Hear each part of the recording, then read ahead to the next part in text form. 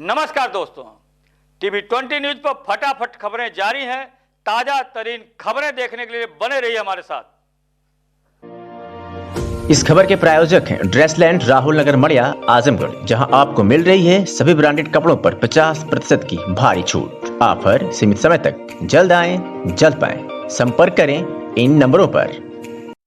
इस खबर के प्रायोजक एमएस आभूषण भंडार एवं एमएस मार्ट, परशुरामपुर बाजार, आजमगढ़।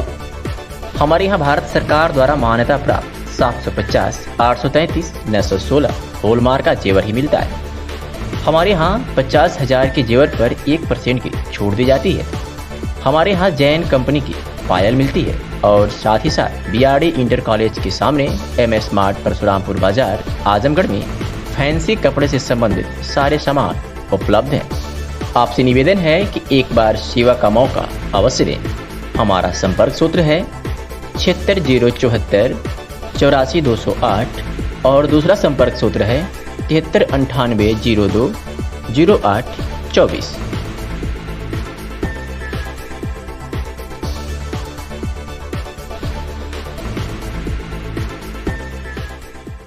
इस खबर के प्रायोजक हैं Shanti Sudama group of institution, Shanti Sudama tractors, Shanti Sudama motors, Shanti Sudama Indian cash service, UFL finance bank Azamgarh, जिसके चेयरमैन हैं दीपक राय व संस्थापक हैं सच्चिदानंद राय।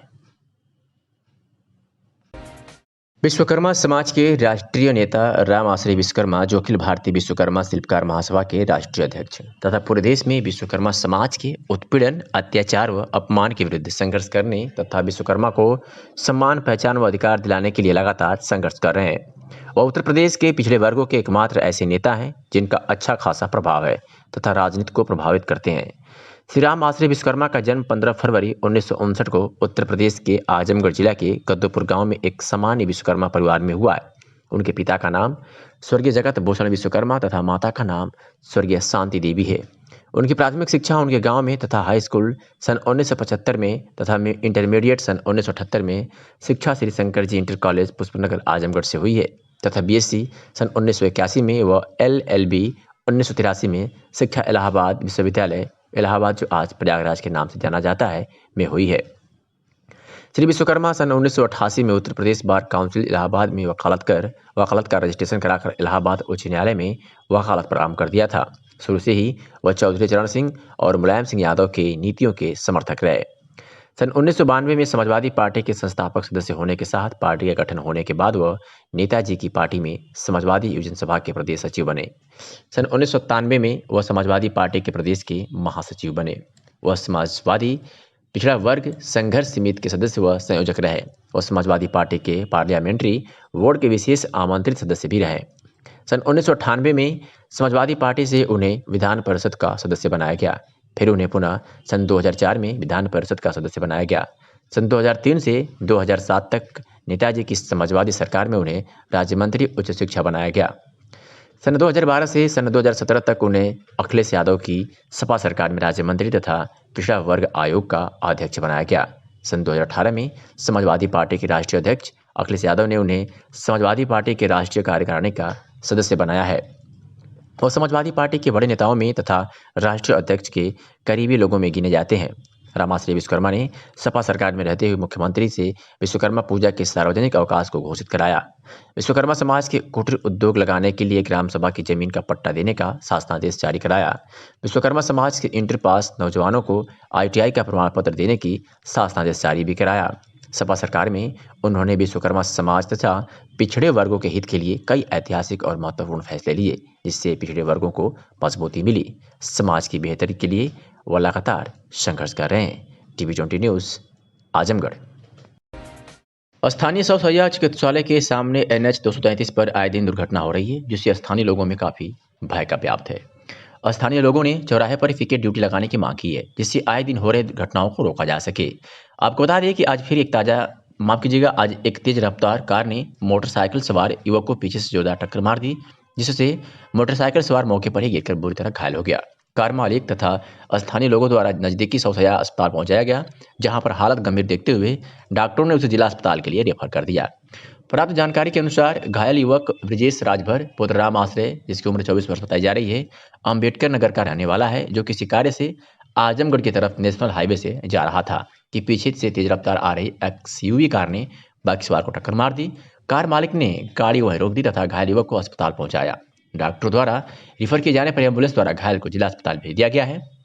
मौके पर एक्सयूवी गाड़ी को पुलिस ने अपने कब्जे में ले लिया है। समाचार लिखे जाने तक घायल की तरफ से कोई तहरीर नहीं दी गई है। इस मौके पर कांस्टेबल अवनीश सिंह, अविनाश विश्वकर्मा मौजूद रहे। खबर आजमगढ़ के अतरौलिया से है, जहां जेजेआईसी तथा पटेल इंटर कॉलेज से प्रभात फेरी निकाली गई है। बता दें कि अंग्रेजी हुकूमत में 1922 में घटित चौरी चौरा कांड के शहीदों की याद में शताब्दी समारोह का आयोजन किया गया। शताब्दी वर्ष पर आयोजित होने वाले महोत्सव के क्रम में क्षेत्र के जेजेआईसी कॉलेज व पटेल इंटर कॉलेज से बच्चों द्वारा एक प्रभात फेरी निकाली गई, जो सड़क मार्ग से होते हुए नगर के विभिन्न स्थानों पर पहुंची। प्रभात फेरी नगर के पूरब पोखरा दुर्गा मंदिर, शंभू माता मंदिर, थाना रोड का भ्रमण करते हुए पुनः स्कूलों पर जाकर संपन्न हुई, जहां पर सांस्कृतिक कार्यक्रमों के क्रम में गायन और निबंध प्रतियोगिता का आयोजन किया गया, जिसमें स्कूल के बच्चियों ने प्रतिभाग किया। चौरी चौरा शताब्दी समारोह का आयोजन 4 फरवरी 2021 से 4 फरवरी 2022 तक चलाया जाएगा, जिसके क्रम में विभिन्न कार्यक्रमों का आयोजन किया जाएगा। इसी क्रम के प्रथम दिन स्कूल के बच्चों को या बच्चियों द्वारा प्रभात फेरी तथा गायन निबंध प्रतियोगिता का आयोजन किया जाएगा। इसी क्रम में जेजेआईसी अतरौलिया की बालिकाओं द्वारा प्रभात फेरी नगर के विभिन्न मोहल्लों से होते हुए नगर पंचायत अतरौलिया पर जाकर संपन्न हुई।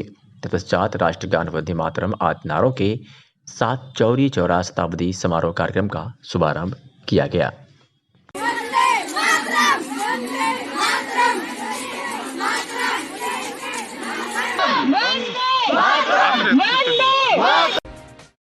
आजमगढ़ में चौरी चौरा शताब्दी समारोह पर जनपद में विभिन्न कार्यक्रमों का आयोजन किया गया। सबसे पहले जेजेआईसी से प्रभात फेरी निकाली गई। शहीद कुंवर सिंह उद्यान में सांस्कृतिक कार्यक्रम व प्रतियोगिता में बच्चों के प्रदर्शन ने सभी का मन मोह लिया। एलसीडी स्क्रीन पर पीएम का संबोधन भी हुआ। इस दौरान मंडलायुक्त विजय विश्वास Pant, DIG Subhash Chandra Dubey, DM Rajesh Kumar, SP Sudhir Singh समेत अन्य अधिकारी मौजूद रहे। बता दें कि अंग्रेजी हुकूमत में 1922 में घटित चौरी चौरा कांड के शहीदों की याद में शताब्दी समारोह का आयोजन किया गया। शताब्दी वर्ष पर आयोजित होने वाले महोत्सव में प्रभात फेरी निकाली गई, जो काले चौरा, बड़ा देव, शहर कोतवाली, नगर पालिका से कुंवर सिंह उद्यान पहुंचकर संपन्न हुई। राष्ट्रगान वंदे मातरम आदि नारों के साथ चौरी चौरा शताब्दी समारोह कार्यक्रम का शुभारंभ किया गया। तत्पश्चात कुंवर सिंह उद्यान में शहीदों की याद में बच्चों ने विविध सांस्कृतिक प्रस्तुत किए। इस दौरान यहां गायन और निबंध प्रतियोगिता का आयोजन किया गया, जिसमें स्कूल के बच्चियों ने प्रतिभाग किया। चौरी चौरा शताब्दी समारोह का आयोजन 4 फरवरी 2021 से 4 फरवरी 2022 तक चलाया जाएगा, जिसके क्रम में विभिन्न कार्यक्रमों का आयोजन किया जाएगा। इस दौरान क्या कुछ कहा विजय विश्वास पंत, मंडलायुक्त आजमगढ़ और सुभाष चंद्र दुबे, डीआईजी आजमगढ़ ने, आपको सुनवाते हैं। चौरी चौरा का शताब्दी समारोह और आज माननीय मुख्यमंत्री जी ने और माननीय प्रधानमंत्री जी ने अपने आशीर्वचन और उद्बोधन से इसके महत्व के बारे में हमें बताया है। और हमारे लिए बड़े गर्व की बात है कि चौरी चौरा उत्तर प्रदेश का भाग रहा हुआ है, गोरखपुर की पावन धरती का भाग रहा हुआ है। और आज हमारे साथ इस कार्यक्रम में युवा साथी भी हैं, सब अधिकारी हैं। ये समय है जानने के लिए कि उन्होंने बलिदान किया और जो प्रधानमंत्री जी ने बताया कि वो लोग को सौभाग्य मिला कि वो लोग देश के लिए न्यौछावर हुए और हम लोगों को सौभाग्य है कि हम देश को बलिदान को याद रखते हुए राष्ट्र भक्त बने और राष्ट्र के लिए अपने जीवन को ऐसा जिए कि राष्ट्र एक नेशन बिल्डिंग होनी चाहिए और राष्ट्र निर्माण। चौरी चौरा शताब्दी वर्ष के उपलक्ष्य में आज जो कार्यक्रम माननीय मुख्यमंत्री जी द्वारा गोरखपुर के चौरी चौरा थाने किया गया और जिस कड़ी में माननीय प्रधानमंत्री जी ने सभी लोगों का उद्बोधन किया, इसी को सुनने के लिए और शहीदों की जो शहादत है उसको नमन करने के साथ साथ उसको अपने हृदय में रखने के लिए हम सभी लोग यहाँ पर एकत्रित हुए थे। अभी माननीय प्रधानमंत्री जी का और माननीय मुख्यमंत्री जी का उद्बोधन व मार्गदर्शन हम सभी लोगों को प्राप्त हुआ है। हम लोग दिए गए निर्देशों के अनुसार आगे भी अपने कार्य करते हैं। सुप्रीम कोर्ट के वरिष्ठ अधिवक्ता डॉक्टर एपी सिंह ने कहा कि भारत सरकार और किसान संगठन में जब भी आपसी वार्ता होगी उसकी पहली शर्त होगी किसानों पर दर्ज मुकदमे वापस लिए जाएंगे और जो लोग भी गिरफ्तार हुए हैं उन्हें छोड़ा जाएगा, क्योंकि आंदोलन के समय लगाए गए मुकदमे किसानों पर मुकदमे राजनीति से प्रेरित हैं, जबकि भारत सरकार व किसान संगठन भी चाह रहे हैं कि वार्ता हो। सबसे बड़ी बात यह है कि गिरफ्तार व जिनके ऊपर मुकदमे दर्ज हैं वह सभी किसान आंदोलनकारी हैं। अब सुनाते हैं कि और क्या कुछ कहा सुप्रीम कोर्ट के वरिष्ठ अधिवक्ता डॉक्टर एपी सिंह ने। जहां तक आपका सवाल किसान कानूनों के विरोध में हुए आंदोलन में दर्ज हुई एफआईआर और केस और जो अरेस्ट हुए उनके संबंध में लीगल असिस्टेंट देने की बात है, वो भारतीय किसान यूनियनों की तरफ से सारी प्रोसेस है। लेकिन सबसे बड़ी बात ये है इसमें कि इन केसों में ये आंदोलनकारी हैं, ये जो भी अरेस्ट हुए हैं जिनके खिलाफ एफआईआर है, नामजद हुए जो मुकदमे, ये आंदोलनकारी हैं। पहली बात तो आंदोलन के समय लगाए हुए मुकदमे ज्यादातर यही होता है, राजनीतिक से संबंधित मुकदमे हो जाते हैं और उनको सरकारों से जब वार्ता होती है तो वापस ले जाते हैं। और जब भारत सरकार ने जैसा कहा है कि वार्ता के लिए तैयार है, खुले मन से वार्ता के लिए तैयार है और किसान भी चाहते हैं, किसानों के संगठन यूनियंस भी चाहती हैं, उनके अध्यक्ष भी चाहते हैं कि वार्ता हो। जब वार्ता भारत सरकार और उनके बीच में शुरू होगी और उससे अवश्य निश्चित ही फल मिलेगा, अच्छा रिजल्ट आएगा, उसका परिणाम अच्छा आएगा। तो जब वार्ता होगी तो सबसे पहले वार्ता होने की शर्त यही है कि जो भी मुकदमे लगाए गए हैं, जो लोग जेल में हैं, वो वापस लिए जाएं और उनको रिहा किया जाए, छोड़ा जाए, जिससे कि आंदोलन के दौरान ये जो विसंगतियां पैदा हुई हैं वो खत्म हो। और क्योंकि ये आंदोलन किसान कानूनों के विरोध में है, जो 3 कानून है, जिन 3 कानूनों में जो कमियां हैं, जो समझ में आई हैं, सबके समझ में आई हैं, अब सामने भी आ गई हैं, दिख भी रही हैं, जो हो सकता है जल्दबाजी में कमियां छूटी हो, रही हो, ये बात व्यस्तता की वजह से। और दूसरी बात, ये आंदोलन सिर्फ इन 3 कानूनों के खिलाफ है, ना तो ये आंदोलन किसानों का आंदोलन किसी राजनीति से प्रेरित है, ना राजनीतिक लोगों ने हाईजेक किया है। राजनीतिक लोगों का काम पहुंचना होता है, संवेदना व्यक्त करना होता है, जाना होता है। और इस समय तो दिल्ली में है, सभी संसद चल रही, तो संसद में सब आए हुए हैं संसद की कार्रवाई भाग लेने की, राज्यसभा से, लोकसभा से, इसलिए वहां जाना तो स्वाभाविक है। लेकिन ये बात बहुत ही निश्चित है कि राजनीतिक आंदोलन नहीं है, ये टोटली किसान संगठनों का इन कानूनों के विरोध में आंदोलन है।